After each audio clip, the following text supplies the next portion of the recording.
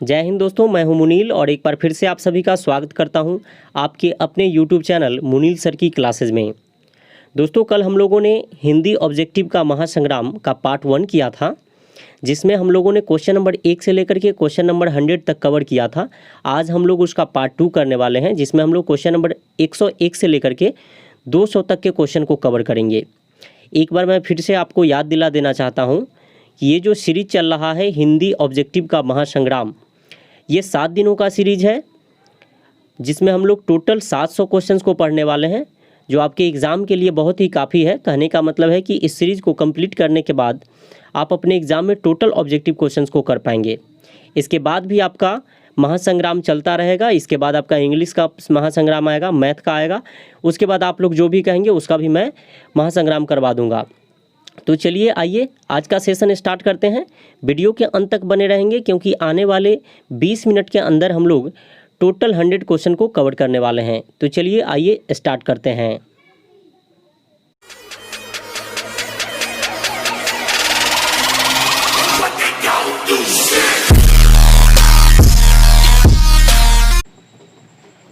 आज के सेशन का सबसे पहला क्वेश्चन है क्वेश्चन नंबर 101। क्वेश्चन नंबर 101 में आपसे पूछा गया है फणीश्वर नाथ रेणु की रचना है। तो देखिए, फणीश्वर नाथ रेणु की रचना है मैला आंचल। ऑप्शन ए इसका राइट आंसर हो जाएगा। और ये जो गोदान है ये मुंशी प्रेमचंद का लिखा हुआ है। शेखर एक जीवनी ये आपका आज्ञे का लिखा हुआ है। और शारदीय ये जगदीश चंद्र माथुर का लिखा हुआ है, ये भी आप याद रखेंगे। नेक्स्ट है आपका, किस कवि का मूल नाम वैद्यनाथ मिश्र है। तो देखिए, वैद्यनाथ मिश्र नाम है नागार्जुन का। ऑप्शन बी इसका राइट आंसर हो जाएगा। आगे है आपका, चक्रपाणी कौन सा समास है। तो देखिए, जो चक्रपाणी है ये हो जाएगा बहुब्रीहि समास। क्यों?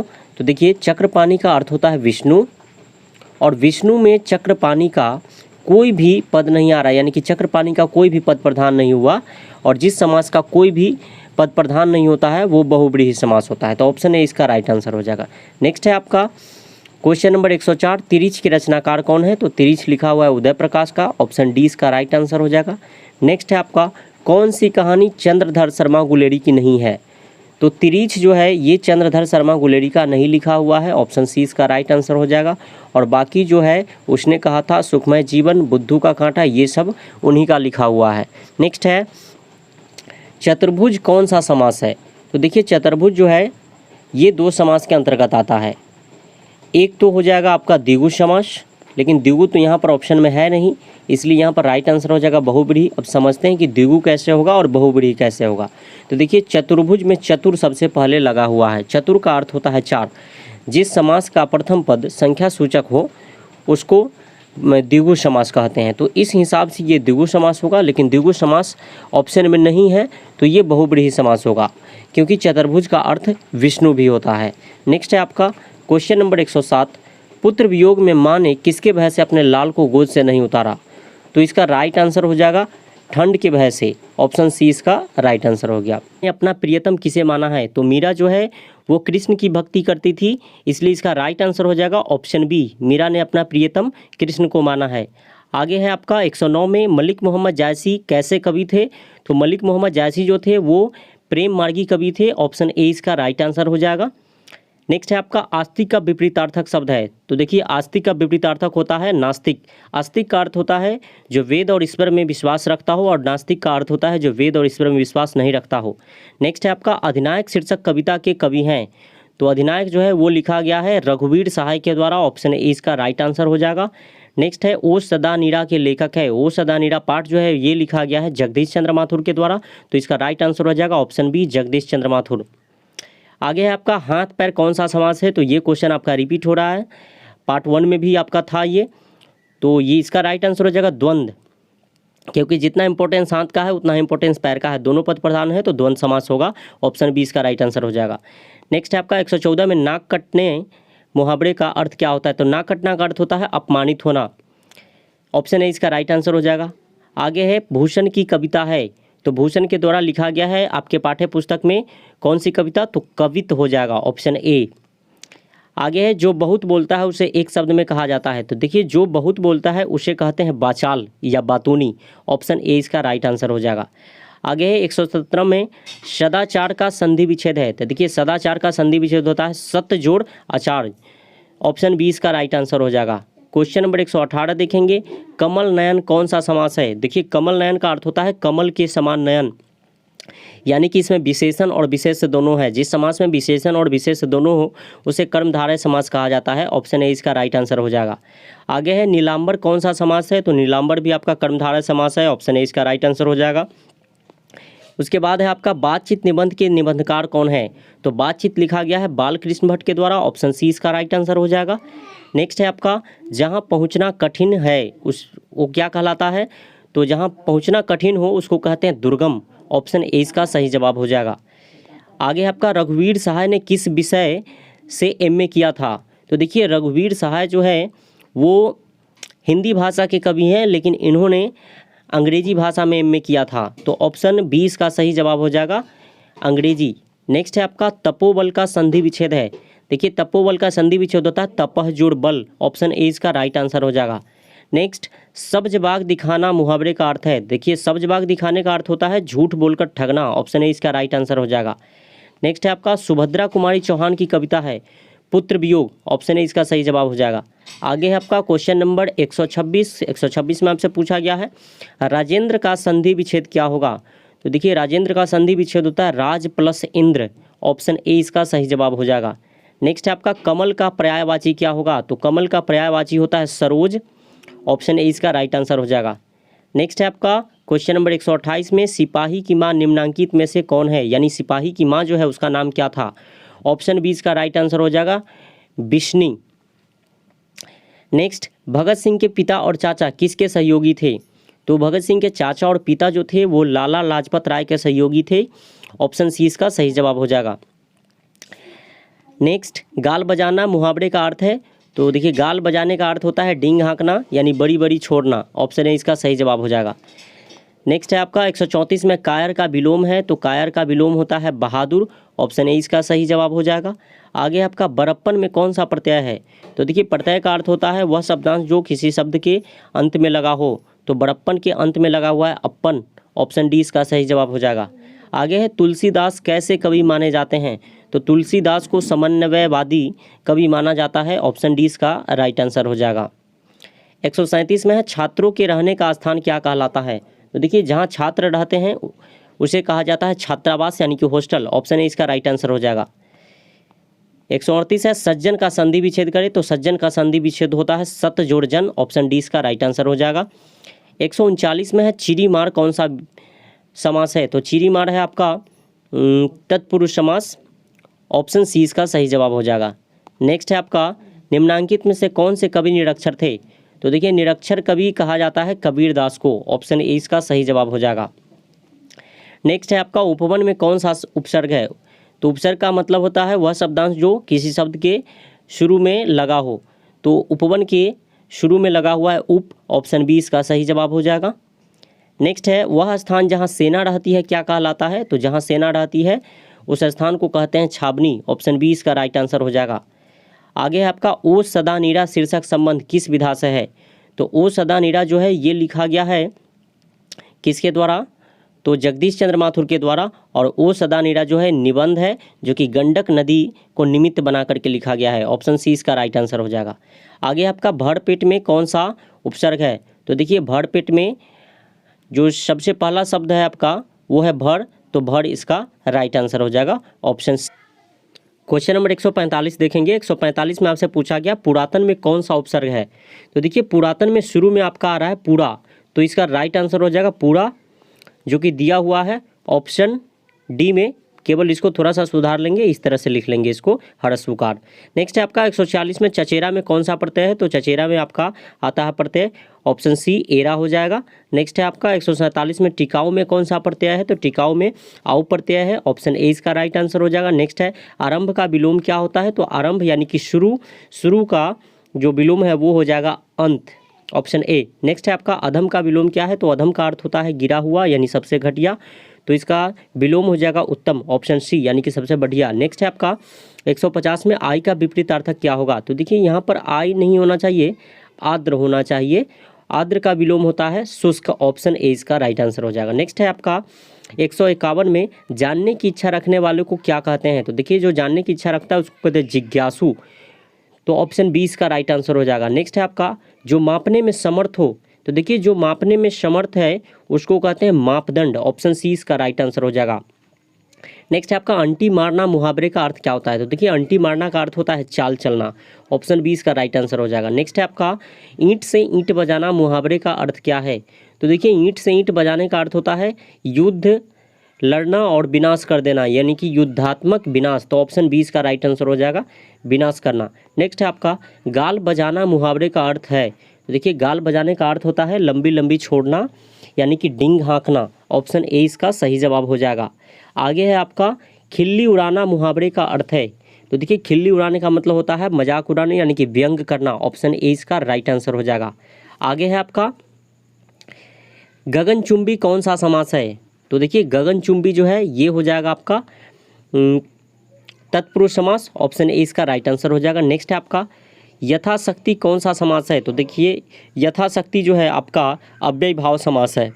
अब इसको समझ लेते हैं यथाशक्ति जो है वो अव्यय भाव समास कैसे है। देखिए जिस समास के शुरू में आपका कोई अवयव लगा हो, अवयव क्या होता है जिसका रूप नहीं बदला जा सकता, जैसे यथा हो गया, प्रति हो गया, उप हो गया, अन हो गया, तो ये सब जो है इसका रूप नहीं बदला जा सकता है और इसी को हम कहते हैं अवयव। तो जिस समास का प्रथम पद अवयव हो उसे अव्यय भाव समास कहते हैं। तो ये यथाशक्ति जो है, यथाशक्ति, यथादान, ये सब जो है, या उपगंगा आ जाता, उपवन आ जाता, तो ये सब अव्यय भाव समास कहलाता, ऑप्शन सी इसका राइट आंसर हो जाएगा। नेक्स्ट है आपका कमल नयन कौन सा समास है, तो देखिए कमल नयन का मतलब होता है कमल के समान नयन, और ये कर्मधारय समास है क्योंकि इसमें विशेषण और विशेष का मेल हुआ है, ऑप्शन ए इसका राइट आंसर हो जाएगा। आगे है जी जान कौन सा समास है, तो देखिए जी जान, एक बात आप याद रखेंगे कि अगर कोई समास दिया हुआ है और बीच में आपका हाइफन का यूज हुआ है तो आप समझ जाएंगे कि दोनों पद प्रधान है और ये क्या है, द्वंद्व समास है। तो यहाँ पर राइट आंसर हो जाएगा द्वंद्व समास, ऑप्शन बी।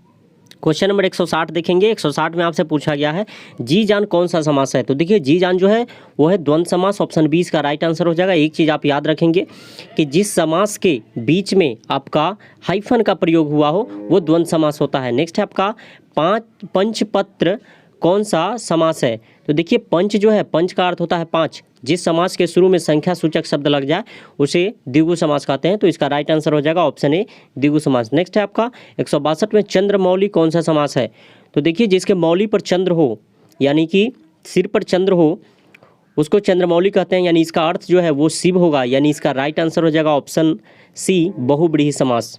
नेक्स्ट है आपका 163 में जाति शब्द का विशेषण क्या होगा, तो देखिए जाति शब्द का विशेषण होता है जातीय, ऑप्शन बी इसका राइट आंसर हो जाएगा। नेक्स्ट है आपका 164 में आलस का विशेषण क्या होगा, तो आलस का विशेषण होता है आलसी, ऑप्शन सी इसका राइट आंसर हो जाएगा। नेक्स्ट है आपका यथा समय समास है, तो देखिए जिसमें यथा लग जाए, प्रति लग जाए, उप लग जाए, वो होता है आपका अव्यय भाव समास, ऑप्शन सी इसका राइट आंसर हो जाएगा। नेक्स्ट है रोज शीर्षक कहानी के लेखक कौन है, तो रोज जो है वो लिखा गया है अज्ञ के द्वारा, इनका पूरा नाम है सच्चिदानंद हीरानंद वात्सायन अज्ञ, ऑप्शन डी इसका राइट आंसर हो जाएगा। नेक्स्ट है निवास शब्द में उपसर्ग है, यानी कि निवास में कौन सा उपसर्ग है, तो निवास में आपका नी उपसर्ग है, ऑप्शन डी इसका राइट आंसर हो जाएगा। आगे है आपका अरेबा परेबा उदय प्रकाश की कैसी कृति है, तो देखिए ये जो अरेबा परेबा है ये काव्य संग्रह है जो कि लिखा गया है उदय प्रकाश के द्वारा, तो इसका राइट आंसर हो जाएगा कविता संग्रह, ऑप्शन सी। नेक्स्ट है अशोक वाजपेयी किस काल के कवि माने जाते हैं, तो अशोक वाजपेयी जो है आधुनिक काल के कवि हैं, ऑप्शन डी इसका राइट आंसर हो जाएगा। आगे है काठ मारना मुहावरे का अर्थ है, तो देखिए काठ मारना का अर्थ होता है स्तब्ध रह जाना, यानी कि एकदम सन्न रह जाना, ऑप्शन ए इसका राइट आंसर हो जाएगा स्तब्ध रह जाना, यानी भौचक रह जाना।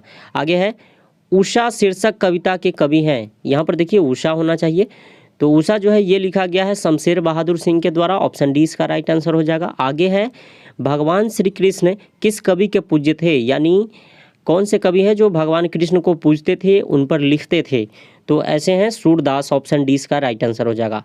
आगे है क्वेश्चन नंबर 173 में पूछा गया अंधे की लकड़ी मुहावरे का अर्थ है, देखिए अंधे की लकड़ी मुहावरे का अर्थ होता है एकमात्र सहारा या इकलौता सहारा, ऑप्शन ए इसका राइट आंसर हो जाएगा। आगे है आपका पुस्तक शब्द संज्ञा है, यानी पुस्तक कौन सी संज्ञा है, तो पुस्तक है आपका जातिवाचक संज्ञा, ऑप्शन ए इसका राइट आंसर हो जाएगा। आगे है 175 में अल्पायु शब्द का विलोम क्या होता है, तो देखिए अल्पायु का मतलब होता है कम आयु वाला व्यक्ति और दीर्घायु का मतलब होता है अधिक आयु वाला व्यक्ति, तो अल्पायु का जो विलोम है वो हो जाएगा ऑप्शन बी। आगे है आपका 176 में शेखर एक जीवनी किस विधा की रचना है? तो देखिए शेखर एक जीवनी जो है ये लिखा गया है आपका अज्ञ के द्वारा और ये है एक उपन्यास। ऑप्शन डी इसका राइट आंसर हो जाएगा।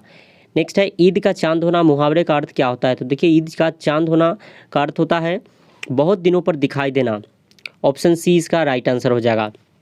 नेक्स्ट है आपका गुण शब्द का विलोम है, यानी गुण का उल्टा क्या होगा? तो गुण का उल्टा होता है अवगुण या इसी को दोष भी कहते हैं। ऑप्शन सी इसका सही जवाब हो जाएगा। नेक्स्ट देखते हैं हम लोग 179 में है नमक शब्द का विशेषण क्या है? यहाँ पर आप नमक कर लीजिएगा अपने नोटबुक में। और दोस्तों एक बात बता दें कि इस सेशन को देखने के बाद आप क्या करेंगे, आप टेलीग्राम चैनल से जुड़ जाएंगे और वहाँ से इसका पीडीएफ आप डाउनलोड कर लेंगे। पीडीएफ में मैं इसे सुधार दूंगा, ममक जो है उसको नमक कर दूंगा। और एक चीज़ और कि अगर आप चाहते हैं इस क्वेश्चन का क्विज खेलना तो आप हमारे टेलीग्राम के क्विज ग्रुप से भी जुड़ सकते हैं। वहाँ पर हर रोज़ रात 9 बजे आपका क्विज खिलवाया जाता है। जो यहाँ पर क्वेश्चन अपलोड होगा, ठीक है, उसी से आपका क्विज रहेगा। यानी 100 क्वेश्चन जो आप अभी देख रहे हैं उसका आज नाइट 9 बजे क्या होगा, क्विज होगा। तो अगर आप चाहते हैं क्विज खेलना तो आप क्विज ग्रुप से भी जुड़ सकते हैं और इसका पीडीएफ डाउनलोड करने के लिए आप टेलीग्राम चैनल से जुड़ जाएंगे। नेक्स्ट देखते हैं हम लोग। तो इसमें हम लोग क्या देख रहे थे 179 में नमक का विशेषण क्या है? तो देखिए नमक का विशेषण होता है नमकीन। ऑप्शन ए इसका सही जवाब हो जाएगा। नेक्स्ट है आपका 180 में कृत्रिम शब्द का विलोम। देखिए कृत्रिम का अर्थ होता है मानव निर्मित, जो मनुष्य के द्वारा बनाया गया है। तो इसका उल्टा जो है वो हो जाएगा प्राकृत सॉरी। ऑप्शन बी इसका राइट आंसर होगा प्राकृत, यानी जो ईश्वर के द्वारा बनाया गया है। नेक्स्ट है आपका उसने कहा था कहानी में किस शहर का चित्रण है? तो उसने कहा था कहानी जो है इसमें आया है अमृतसर। ये पड़ता है आपका पंजाब में। अमृतसर से ही कहानी स्टार्ट हुई थी उसने कहा था, जिसके नायक कौन है? लहना सिंह और उनकी प्रेमिका जो है सरदारनी, वो अमृतसर में ही मिले थे। नेक्स्ट है आपका अग्रज शब्द का विलोम है। देखिए अग्रज शब्द का विलोम है आपका अनुज। ऑप्शन ए इसका राइट आंसर हो जाएगा। तो अनुज का मतलब छोटा होता है, तो यहाँ छोटा भी ऑप्शन दिया है, पिछला भी दिया है, लेकिन ये छोटा पिछला नहीं होगा, ठीक है, क्योंकि अग्रज जो है आपका तत्सम शब्द है यानी विशुद्ध हिंदी है। तो इसका आंसर भी क्या होगा, विशुद्ध हिंदी ही चुना जाएगा। ऑप्शन ए अनुज हो जाएगा। नेक्स्ट है आपका दर्शनीय शब्द में प्रत्यय है। तो देखिए दर्शनीय शब्द में प्रत्यय है आपका ये, ठीक है, तो ऑप्शन सी इसका राइट आंसर हो जाएगा। आगे है फणीश्वर नाथ रेणु की पुस्तक है। तो देखिए फणीश्वर नाथ रेणु की पुस्तक है मैला आंचल। Option B. आगे है आपका जर्मन पलटन को किसने मार गिराया?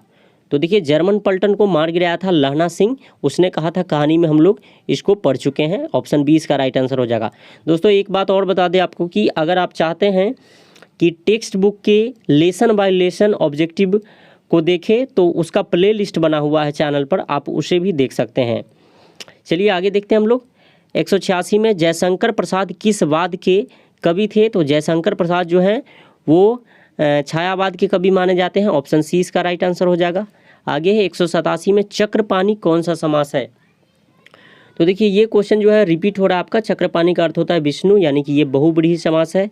आगे है जो स्त्री अभिनय करती हो के लिए एक शब्द, यानी जो स्त्री अभिनय करती है उसको क्या कहते हैं? तो उसको कहते हैं अभिनेत्री। ऑप्शन सी इसका सही जवाब हो जाएगा। आगे है 189 में प्यारे नन्हे बेटे को कविता में लोहा किसका प्रतीक है?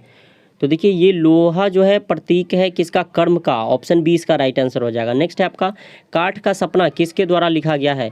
तो देखिए ये जो काठ का सपना जो रचना है ये लिखा गया है गजानन माधव मुक्तिबोध के द्वारा। ऑप्शन ए इसका सही जवाब हो जाएगा। आगे है गिरा हुआ के लिए कौन सा शब्द है? तो गिरा हुआ का जो शब्द है वो होता है पतित का अर्थ होता है गिरा हुआ। तो ऑप्शन सी इसका राइट आंसर हो जाएगा। नेक्स्ट हम लोग देखते हैं आपका है 192 में बोला गया है अपमान शब्द का विलोम है। तो देखिए अपमान शब्द का विलोम होता है सम्मान। ऑप्शन बी इसका राइट आंसर हो जाएगा। आगे है गैंग्रीन क्या है? यहाँ पर गैंग्रीन आप कर लेंगे गैंग्रीन, ठीक है। गैंग्रीन जो है एक बीमारी है जो कि कांटा अगर गड़ जाए और उसको नहीं निकाला जाए तो उससे होता है आपका। तो गैंग्रीन क्या है? एक बीमारी है। तो ऑप्शन डी इसका राइट आंसर हो जाएगा। नेक्स्ट है आपका आँखों के सामने के लिए एक शब्द है। तो देखिए जो आँखों के सामने हो उसको कहते हैं प्रत्यक्ष। ऑप्शन बी इसका राइट आंसर हो जाएगा। क्वेश्चन नंबर 195 देखेंगे। 195 में आपसे पूछा गया है तार सप्तक के संपादक कौन हैं। तो देखिए ये जो तार सप्तक है ये संपादन किया गया था अज्ञे के द्वारा 1943 में। तो इसका राइट आंसर हो जाएगा ऑप्शन डी अज्ञे। नेक्स्ट है आपका 196 में मलिक मोहम्मद जायसी किस परंपरा के कवि हैं। तो ये थे प्रेम आख्यानक काव्य परंपरा के कवि। ऑप्शन सी इसका राइट आंसर हो जाएगा। ये प्रेम संबंधी कविता लिखते थे। नेक्स्ट है 197 में निम्न में से सूरदास की कृति है। तो सूरदास का लिखा हुआ है सूरसागर, ऑप्शन ए, जो कि नाम से ही पकड़ में आ रहा है। नेक्स्ट है आपका 198 में प्रतिदिन शब्द कौन सा समास है। तो देखिए प्रतिदिन में प्रति जो है ये अव्यव है। जिस समास में प्रथम पद अव्यव हो उसे अव्ययभाव समास कहते हैं। तो ऑप्शन बी इसका राइट आंसर हो जाएगा। नेक्स्ट है आपका आम शब्द है। तो देखिए ये आम जो है ये पुल्लिंग होता है। आपने सुना होगा आम मीठा होता है, आम मीठी नहीं सुने होंगे। तो इसका राइट आंसर हो जाएगा ऑप्शन बी पुल्लिंग। आगे है आपका क्वेश्चन नंबर 200 में आपका विनय पत्रिका की भाषा है।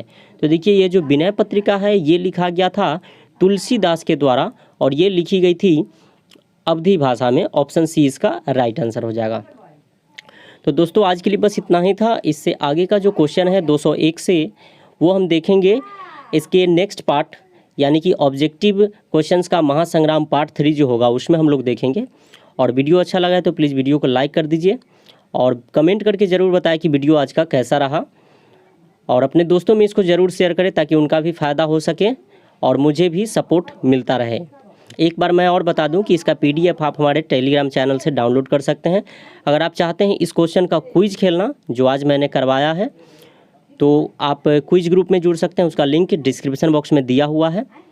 हर रोज़ नाइट 9 बजे आपका क्विज खिलवाया जाता है, तो आप उसमें ज़रूर भाग लें ताकि आपकी तैयारी और बेहतर हो सके। तो ठीक है, मिलते हैं अगले वीडियो में। तब तक जय हिंद, जय भारत, वंदे मातरम।